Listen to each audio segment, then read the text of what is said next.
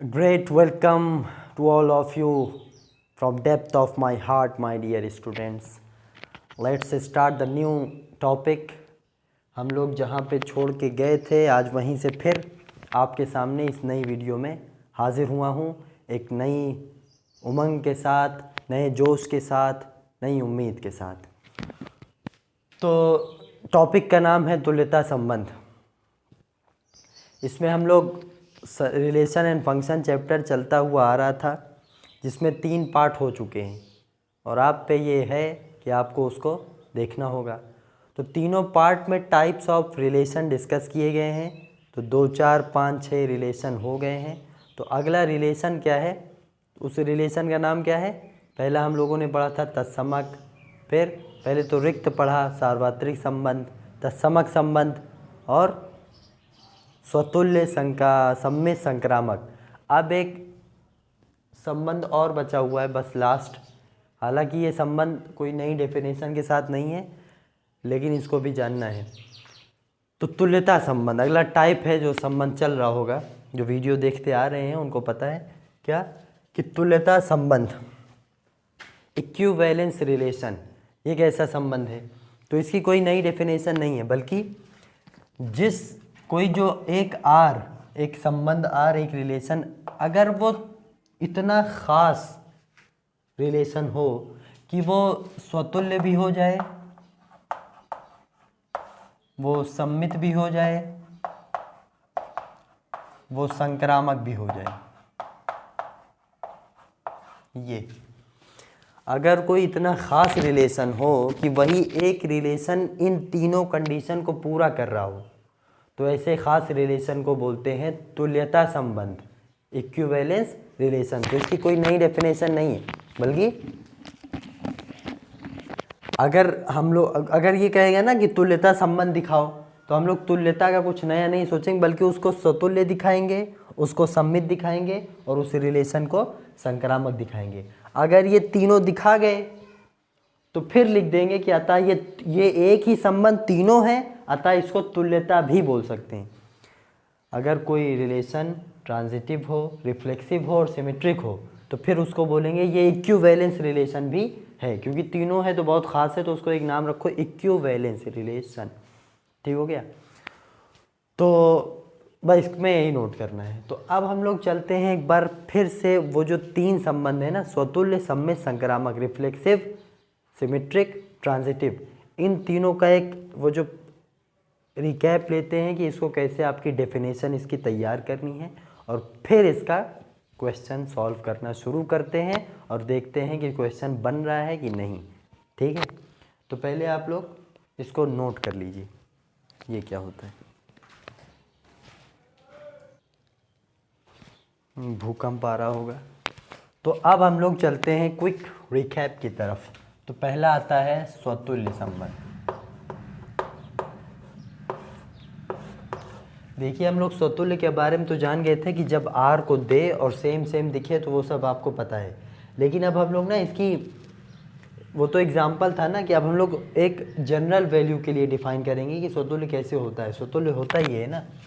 स्वतुल्य क्या होता है कि अगर कोई सेट में x पड़ा हुआ है, भाई एक सेट देना लाजमी है, तो अगर कोई सेट A में x पड़ा हुआ है तो इम्प्लाइज x, x अगर R में चला जाए, मतलब हम लोग x को A में माने और फिर x, x ही जैसा ऑर्डर पेयर R में दिखा दें, तो बस ये प्रूफ हो गया कि ये वो जो R है वो स्वतुल्य या रिफ्लेक्सिव है।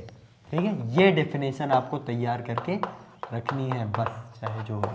ये डेफिनेशन इतनी, ये 2 लाइन बहुत कीमती है। आगे सवाल जो प्रूफ करने वाला होगा उसको आर की वैल्यू नहीं देगा, वो एक आर देगा, उसको इस जैसा प्रूफ करना होगा, बस ऐसे ही। तो अब क्या सीख गए स्वतुल्य के बारे में कि अगर कोई एक्स किसी सेट में, एक सेट वो देगा, सेट ज़रूर देगा, कोई ना कोई सेट सवाल में लिखा होगा कि z है, पूर्णांकों का समुच्चय है, रियल नंबर का समुच्चय है, कि कुछ भी किसी चीज़ का भी समुच्चय दे देगा। कभी कभी दे देगा कि ये लाइन का समुच्चय, रेखाओं का समुच्चय।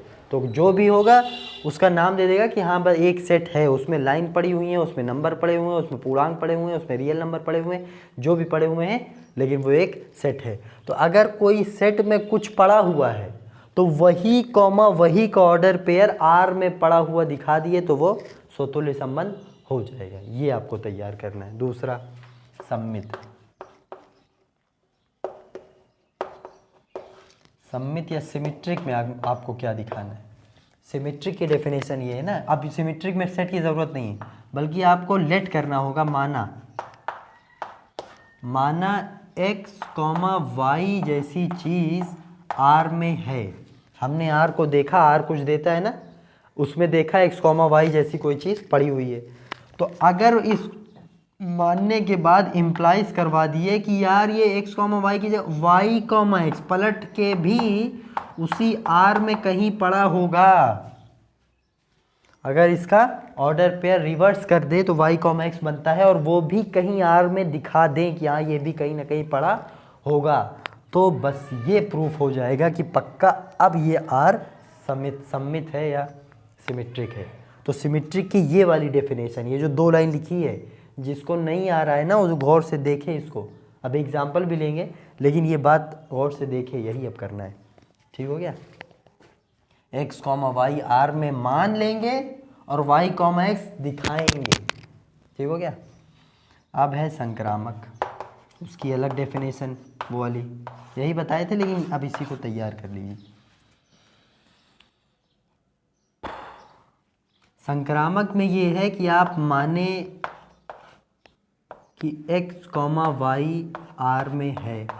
ठीक है, हमने कोई मान लिया कि कोई x, कोई ऑर्डर पेयर पड़ा होगा ना, x, y R में है। फिर हमें ये भी मानना है कि एक और मानना है कि माना y जहाँ पे ख़त्म हुआ ना पहला वाला y, तो वहाँ से फिर स्टार्ट करके एक और z मान ले रहे हैं।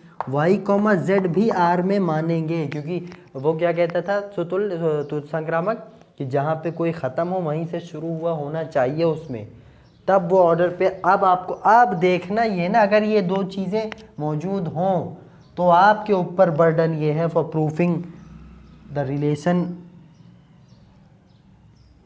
ट्रांजिटिव, संक्रामक रिलेशन को संक्रामक दिखाने के लिए आप पे बर्डन ये है कि आप x, y R में मान लिए, y, z R में मान लिए हैं, तो ये जो y ख़त्म कर दीजिए, जो दोनों में ख़त्म, x, z नू इम्प्लाइज ये करवाइए कि अब x, z नू R में दिखाइए। अगर ये भी बिलोंग कर गया तो हो जाएगा संक्रामक। तो ये दोनों आपके ऊपर है, वो सवाल देगा, मानेंगे हम लोग, लेकिन ये हमारे ऊपर होगा कि x, z हमें दिखाना होगा किसी तरह। बस ये दोनों मानेंगे कोई फ़ायदा उठाएंगे, फिर उसको लेते हुए चलते हुए उसके इक्वेशन के साथ x, z को R में हम लोग हमारे ऊपर है दिखाएंगे। ये दोनों लिख लेंगे, ये दोनों दिखाना होगा।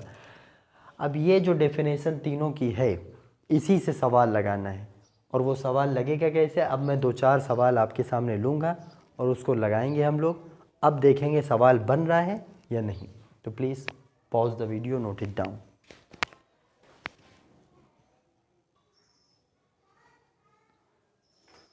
ये आपकी स्क्रीन पे सवाल आया जिसको हमें सॉल्व करना है। 7 करोड़ का सवाल।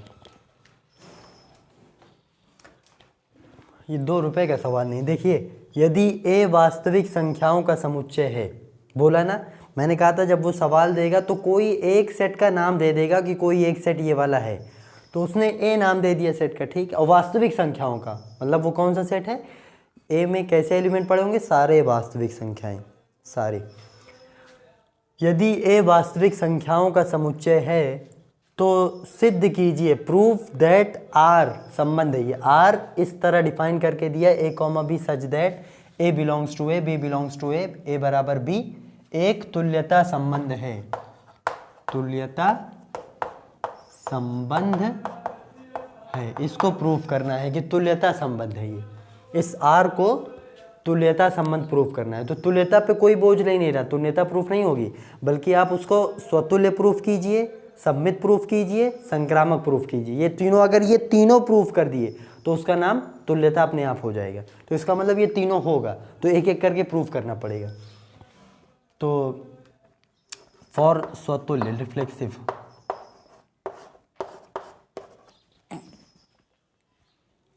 आर को इक्विवेलेंस दिखाना है और पहले रिफ्लेक्सिव दिखाएंगे। अच्छा, अब यहाँ आर की वैल्यू उस तरह नहीं दी हुई है कि उसको आर का मान देख लें 1,1 ना सेट दिया है बड़ा सा, तो इसका मतलब आर को उस तरह नहीं निकाला, बल्कि रियल डेफिनेशन जो अभी पढ़ा है उससे लगाना है। तो अभी क्या पढ़ा है वो ये देखिए। हम लोगों ने कहा कि यार, अच्छा अब मेरी बात बहुत गौर से अब मेरी बात सुननी है, हर सवाल में मैं यही लॉजिक अप्लाई करूँगा, तो please listen to very me carefully.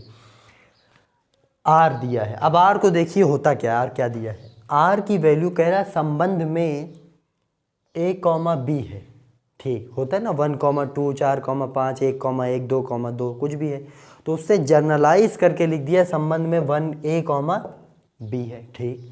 अब हम लोग पूछेंगे ना कि a b कहाँ से ला रहे हो यार, ये क्या है, तो उसने कहा a जो स्मॉल a है बिलोंग्स टू कैपिटल ए, मतलब सेट वाला, मतलब ये जो a आ रहा है इसमें वो इस सेट से आ रहा होगा कोई एक एलिमेंट, तो इस सेट में नंबर पड़े होंगे, जाहिर है वहाँ से आ जाएगा। बी कहाँ से आ रहा है, तो कह रहे हैं जो पीछे वाला हिस्सा भी है वो भी ए से आ रहा है, मतलब यहीं से, तो उसी सेट में ए कुछ न ए जो रियल नंबर का है ना, 1, 2, 1.5, 2.5 सब, तो वहीं से एक एक एलिमेंट आ जाएगा यहाँ, है ना। तो एक पहला वाला हिस्सा, एक दूसरा वाला हिस्सा, और तो इसका मतलब चाहे जो लेते जाए, चाहे जो, तो कह रहा है नहीं, तथा क्या होना चाहिए, ए बराबर बी, मतलब जब तुम दो एलिमेंट चूज करो तो वो आपस में क्या होने चाहिए, बराबर, तभी चूज कर सकते हो। इसका मतलब ये जो, अच्छा ए बराबर बी को ऐसे ना पढ़ा कीजिए, ए बी नहीं, ए बी की मतलब ये है कि पहला वाला बराबर दूसरा वाला, यही तो ए बी का मतलब।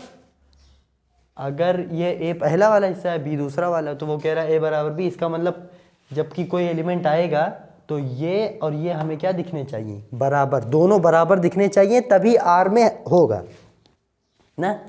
तो अब समझ में आया कि आर में क्या है, आर में ए और बी हैं जो कुछ भी हो सकते हैं, ए और इस सेट से, और वो ऐसे होंगे कि दोनों एकदम क्या होने चाहिए, बराबर दोनों, ठीक है। अब एक बात, अब इसको दो तरीके से पढ़ना होगा हमेशा आपको, जब भी ऐसे आर देगा तो इसके बारे में दो चीज़ सोच लेनी है। पहले तो ये कि हाँ यार, अगर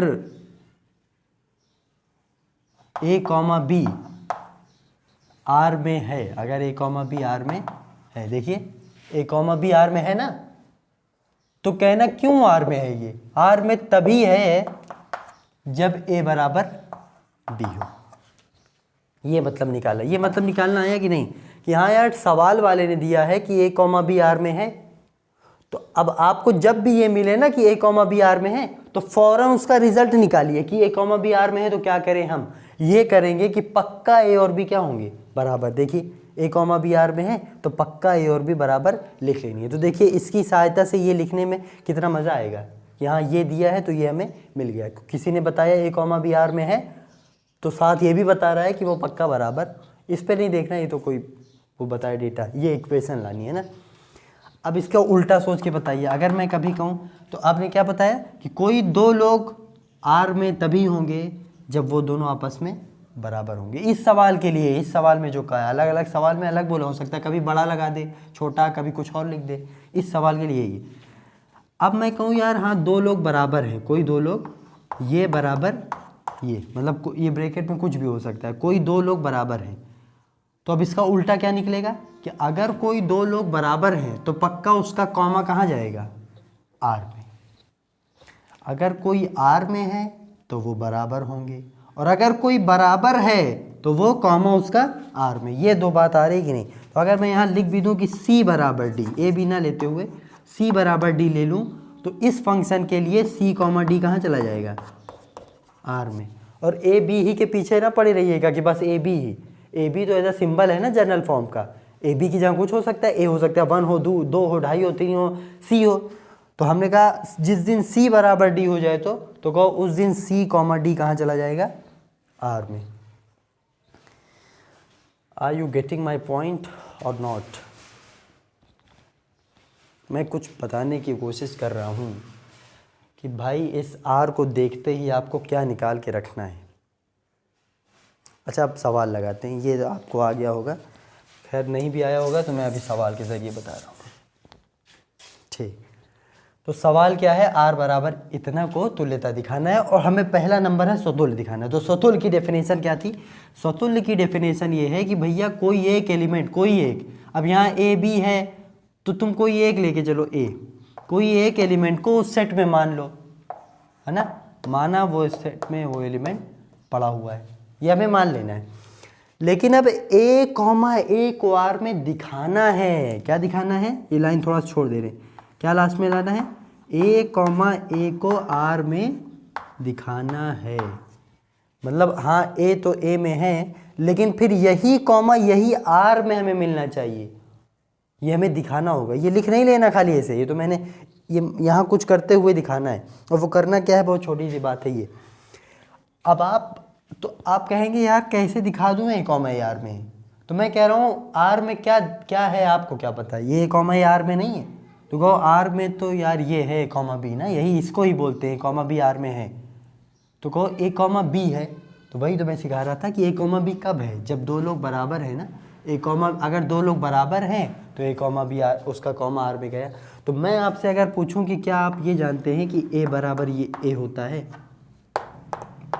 चूंकि, सिंस, क्या आप ये जानते हैं कि ए बराबर ए होता है? तो सब लोग जानते हैं कि हाँ ए अपने ए के बराबर होता है। तो अब उस फॉर्मूले को देखना है कि अगर कोई दो चीज़ बराबर हो, यही सिखा रहा था, अगर कोई दो चीज़ बराबर लिखने में आपको आ गई है तो आप पक्का उसका कॉमा आर में डाल दीजिए। ये इस सवाल का गिवन पॉइंट है, ये इस सवाल ने दिया है कि अगर कोई दो लोग बराबर हैं तो उनका कॉमा आर में गया। तो क्या ए बराबर ए नहीं होता? तो इसका मतलब ए कॉमा ए कहाँ गया? आर में। इम्प्लाइज दैट हेंस आर क्या है? आर एक स्वतुल्य संबंध हो गया, प्रूफ हो गया। बस हर बार एक 3 लाइन लिखेंगे, हर बार 3 लाइन लिखी जाएगी, हर बार, हर सवाल में, नए नए चाहे जितने सवाल होंगे यही 3 लाइन लिखनी है। क्या कि ए को ए में मानना है, पहले को मान लेना सिंपल वाले सेट में, फिर उसका कॉमा उसी को दिखाने के लिए एक स्टेप आपको ऊपर देखना होगा कि क्या वो होता है कि नहीं, बस प्रूफ हो गया। तो ये आप लोग देख लीजिए, आर स्वतुल्य प्रूफ हो गया। अब बस अब नीचे क्या लिखना है? सम्मित, क्योंकि स्वतुल्य प्रूफ होने के बाद सम्मित बचा।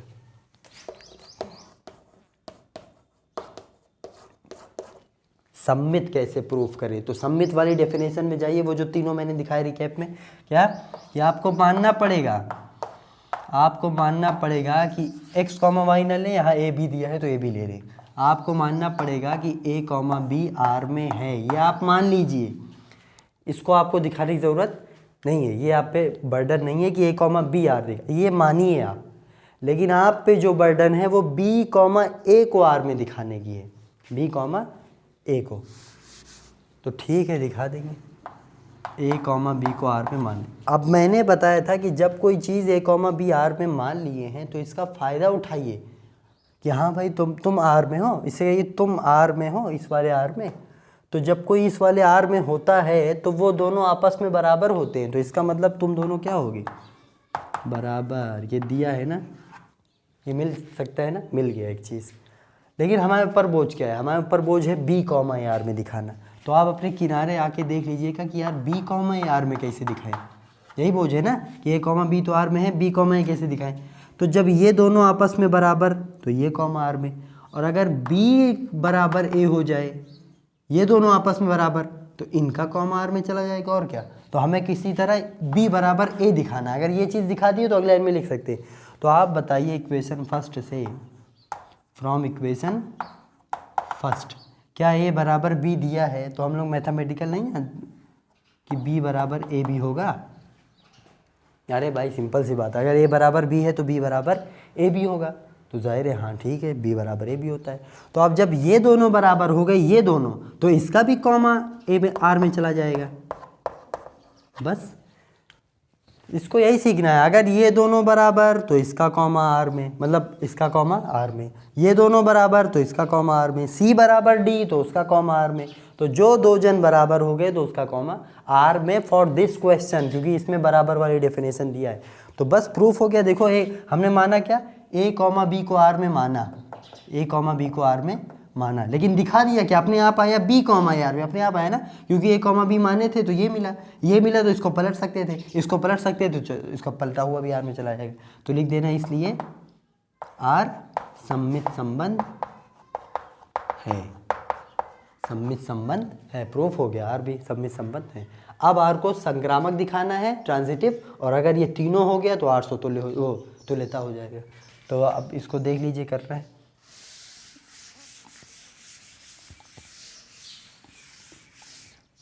अब आते हैं आर को कैसे संक्रामक दिखाएं।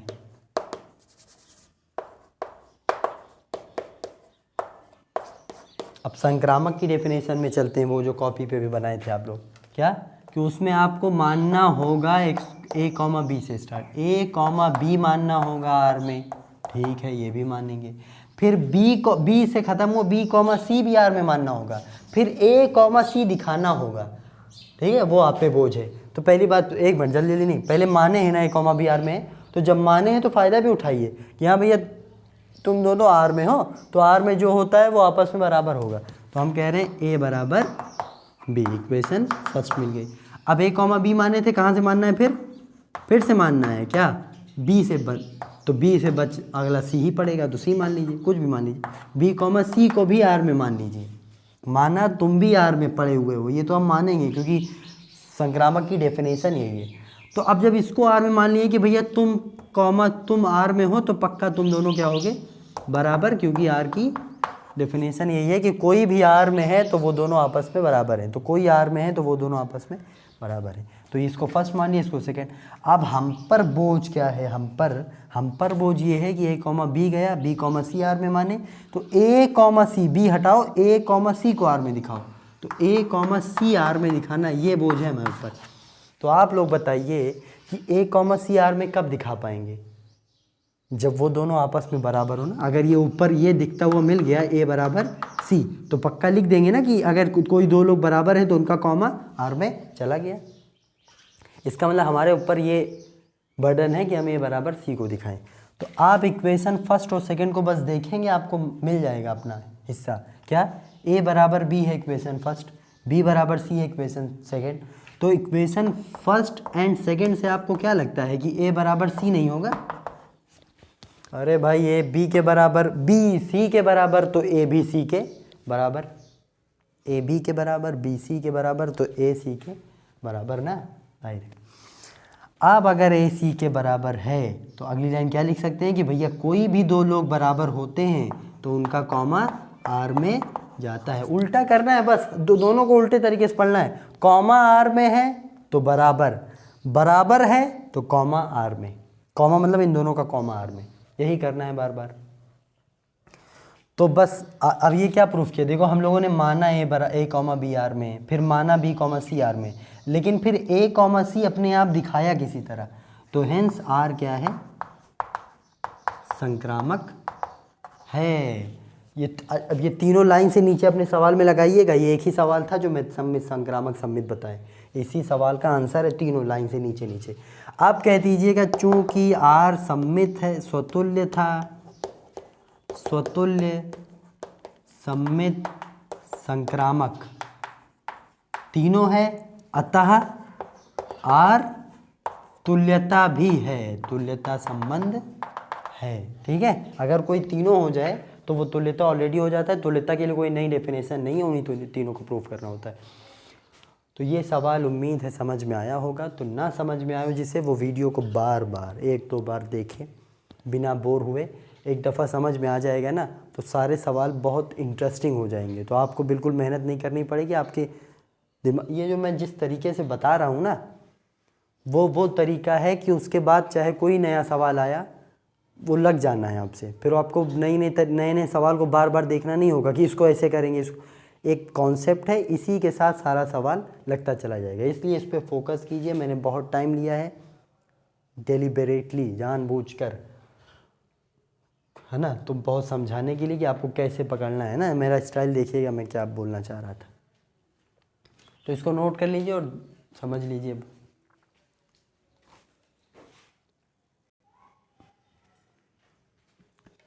एक सवाल और इस पे करते हैं, फिर आपको कॉन्सेप्ट समझ में आ जाएगा। तो पूर्णांकों में एक संबंध r, पूर्णांकों में ना, तो सेट दे दिया है पूर्णांक। अब पूर्णांक का z होता है, जिसको मानना हो मान लीजिए। एक r संबंध निम्नवत परिभाषित है, इस तरह परिभाषित है a r b। अच्छा, ये जो ये नया सिंबल दिख रहा है a r b, इसको पहचान लीजिए। इसका मतलब वही होता है, a r b का मतलब a कॉमा b r में बिलोंग करेगा। a रिलेट हुआ है b से, इसका मतलब ये हुआ कि a कॉमा b r में तभी बिलोंग करेगा। इम्प्लाइज दैट कब बिलोंग करेगा? जब a माइनस b, जब a और b में घटा दें तो वो 5 से विभाज्य हो। अब इसको ऐसे पढ़ना है कि कोई दो लोग कोई 2 कॉमा r में तभी होगा जब उनका अंतर, जब उनका -5 से विभाज्य हो जाए।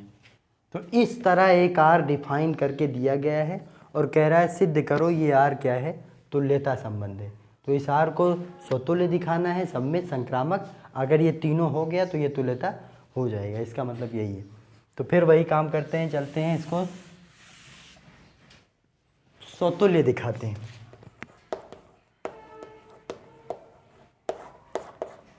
तो पूर्णांकों का समुच्चय है ना, तो मान लीजिए कि माना कोई पूर्णांकों का समुच्चय का सिंबल दे दीजिए। माना पूर्णांकों का समुच्चय z है ना, z से ही दिखाते हैं अक्सर। तो पूर्णांकों का समुच्चय z हो गया, ताकि उसमें मानने पड़े ना। तो हमें पता है कि फिर वही स्वतुल्य के लिए क्या करते हैं कि किसी एक एलिमेंट को z में मान लिए, किसी एक एलिमेंट को z में मान लिए। अब लेकिन a कॉमा a को अगर a में माने तो a कॉमा a को ही इस r में दिखाना होगा। अब ये वो जो ये डिज़ाइन बन के लिखा है, इसका मतलब यही है कि a comma b belongs to r। ठीक है, तो फिर वही बात, ये लिखना नहीं है, ये दिखाना है किसी तरह आपको। तो मैंने कहा था ना कैसे दिखाएंगे, उसको पढ़ के बस, कि भैया कोई r में कब है, कोई 2 लोग r में कब पहुंचते हैं, कोई a कॉमा b या a कॉमा b r में कब पहुंचते हैं। आप कहिए जब उनको घटा दें, उन दोनों लोगों को घटा दें तो वो 5 से विभाज्य हो, तब वो r में पहुंचते हैं।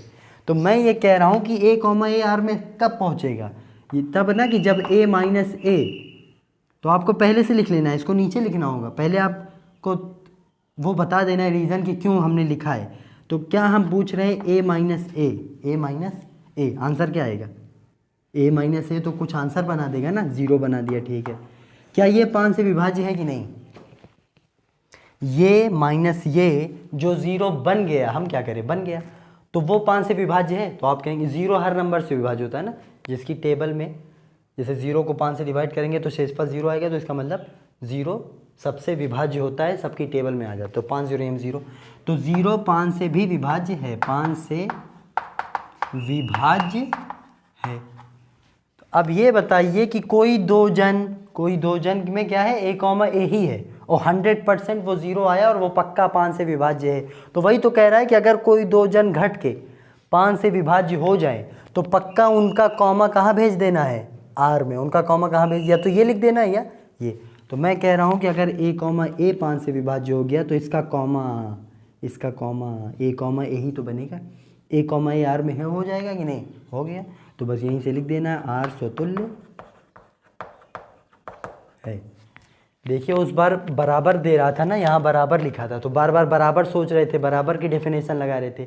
आज इसने जो बोल दिया उसकी डेफिनेशन लगा रहे हैं। आज इसने बोल दिया कि भैया a कॉमा b r में तभी मानेंगे, ये नहीं कहा a बराबर भी हो, बल्कि ये बड़ी सी लाइन लिखा है क्या, कि जब दोनों को घटाओ और वो 5 से विभाज्य हो जाए तब मानेंगे।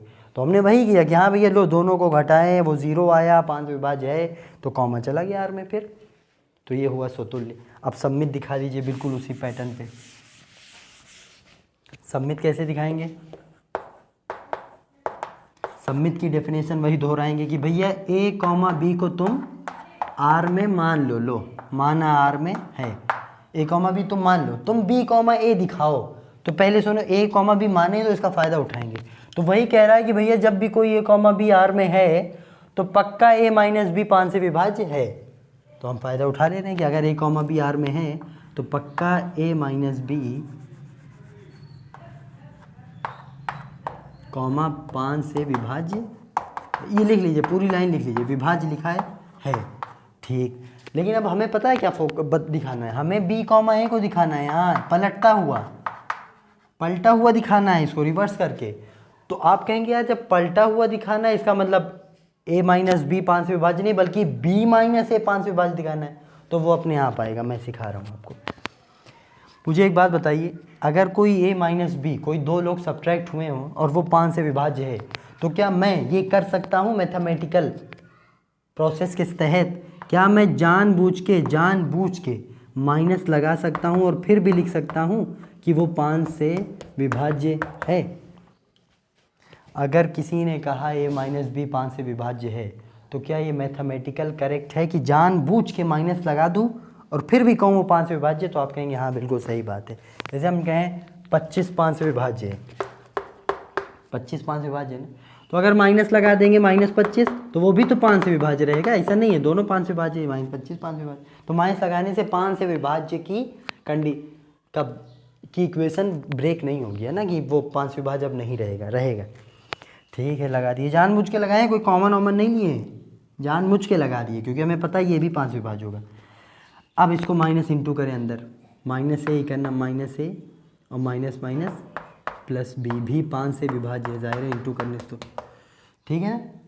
अब इसको सही करके लिख लें, ये बी पहले ए बाद में, बी माइनस ए 5 से विभाज्य है। तो देखिए क्या प्रूफ हो, बी माइनस ए। अब देखिए कोई दो जन का माइनस 5 से विभाज्य हो तो उनका कॉमा कहाँ चला जाएगा, बी कॉमा ए कहाँ चला जाएगा, आर में चला जाएगा। और यही हमें प्रूफ करना था। हमने क्या माना था, ए कॉमा बी आर में है, उसमें अपनी कंडीशन लगाई, फिर उसको घुमाया फिर आया, तो बी कॉमा ए भी आर में आ गया। तो ये हुआ सिमिट्री, सममित भी है ना, सममित है ये नहीं, सममित हो गया। अब संक्रामक दिखा देंगे, उसके बाद ये पूरा प्रूफ हो जाएगा।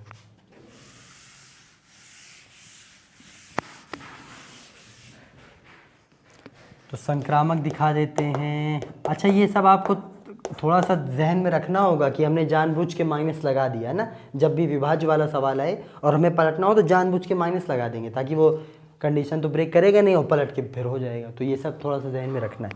अब संक्रामक में भी कुछ ऐसा बताएंगे जो जहन में रखना होगा। क्या, पहले संक्रामक की सिंपल वाली डेफिनेशन क्या है कि भैया तुम दो चीज़ मानो आर में, ए कॉमा बी को आर में मान लो, और जब भी मानेंगे फ़ायदा उठा रहे हैं। मानने मतलब ये नहीं कुछ ऐसे बस मान के बैठे रहेंगे, माने हैं तो कोई फ़ायदा उठाएंगे। फ़ायदा ये उठा रहे हैं कि भाई जो भी आर में है वो ए माइनस बी उससे विभाज्य, उसका माइनस 5 से विभाज्य है। ठीक है, मान गए।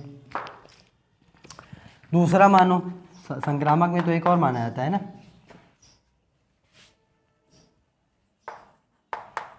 कि जहाँ पे ख़त्म हुआ है बी कॉमा अगला एक सी तक भी आर में मान रहे हैं।